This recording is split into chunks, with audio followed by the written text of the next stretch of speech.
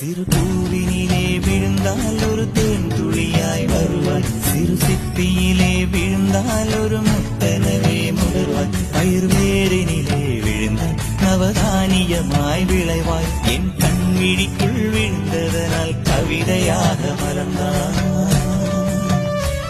அந்த இயற்கை என்னை படைத்த ஒரு பெரிய ஷவர் இது, அட இந்த வயது கழிந்தால் பிறகெங்கு நனைவது, இவள் கண்ணி என்பது இந்த மழை கண்டறிந்து சொல்லியது. சக்கரவாகமோ மழையை அருந்துமாம், நான் சக்கரவாக பறவையா